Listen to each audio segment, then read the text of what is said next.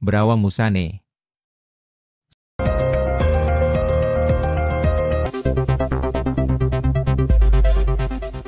Sabar, tersentak dari lamunannya. Ketika Item datang menjenguknya. Gawat sabar, seni pelisi ngegabuk munyapati data.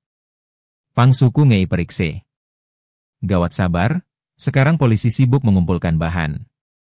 Pangsuku sudah diperiksa, sebut Item yang terlihat agak sedikit pucat. Sabar belum memberikan reaksi. Pemikirannya menerawang, dia teringat dengan kata-kata Pangsuku, dengan proposalnya menjual berawang.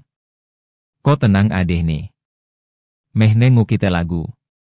Berawang nih kita jual, kamu tenang aja, semuanya bisa diatur. Berawang ini kita jual, kata-kata Pangsuku itu, masih terbayang di memori Sabar. Dalam lamunannya, Sabar disentakkan oleh kata-kata Item, ko orum ke? Manea gereke kope orum. Kamu ikut kan? Kemarin tuh tidakkah kamu ikut? Yah pong nih, aku selo orum. Kejebue mane aku orumu bantue. Yah kawan nih, aku mana ikut. Sebentar cuma aku membantunya. Ngeke bacaku berita? Persoalan berawang seni ngei penter pelisi. Sudah baca berita. Persoalan berawang sekarang lagi si senter polisi, sebut Item yang menghisap rokok tembakau sigaretnya. Asapnya mengepul, memenuhi sisi-sisi daun kopi, tempat Sabar dan Item duduk melepaskan lelah. Aku selalu baca berita, buatku pemen ongkosen, mana mungkin ku baca berita, kerjaku juga buru upahan, sebut Sabar sambil bangun memegang gagang parang, kembali melanjutkan penebesan gulma di kebun kopi milik Aman Sabardi. Malamnya, Sabar tak bisa tidur. Matanya sulit dipejamkan. Terbayang apa yang sudah dilakukannya dalam membantu penjualan berawang. Lelaki lajang ini teringat bagaimana Pangsuku menggapai obsesinya dalam menjual berawang di negeri Tungtung Kapur, negeri tempat dia dilahirkan dan dibesarkan. Di sana ada sebuah kolam besar yang dikelilingi gunung. Airnya bening, ikannya jinak-jinak. Pangsuku temannya muncul menjadi komando dalam berbagai kegiatan. Sebenarnya Pangsuku bukanlah panglima yang berani dan juga tidak terlalu pintar. Namun dia membesar-besarkan dirinya untuk panglima dan suka memerintah, kadang kala sering marah-marah. Namun karena Sabar masih lajang dan belum memiliki pengalaman, selama ini dia hanya berkebun kopi, apa yang diajak Pangsuku diturutinya. Namun di tengah perjalanan Sabar mundur, setelah mengetahui obsesi Pangsuku yang nekat menjual berawang. Rejeki nih kita bagi.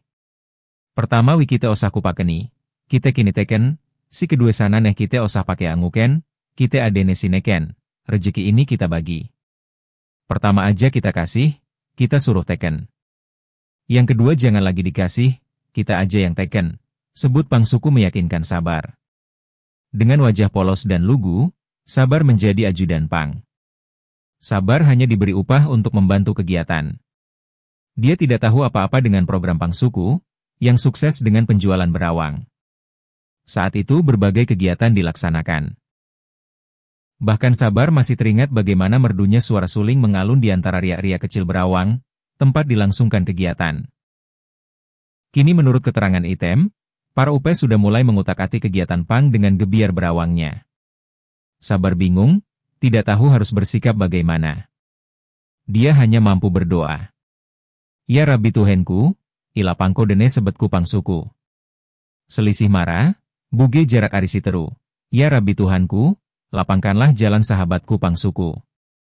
Jauh dari bahaya dan jauh dari petaka, sepenggal bait doa diungkap Sabar dengan polos. Bahkan saat sujud dalam syalatnya, Sabar sempat bermunajat kepada Ilahi. Keini takdirmu ya Tuhanku, ketai tetah denesi jerohe, buge ken pelejeren. Maaf ko ya Rabbi kesalahan kami. Kalau ini takdirmu Tuhanku, tunjukilah jalan yang baik, semoga untuk pelajaran. Maafkan kesalahan kami ya Rabbi.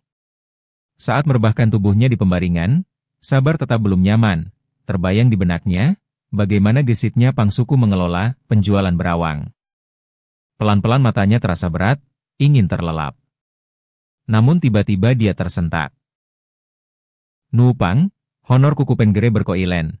Nupang, honorku juga belum kamu bayar. Suara hati Sabar itu cepat diantisipasinya. Hufs, aku jemakuca ken sana ken inarui. Hufs aku orang kecil, buat apa diperpanjang?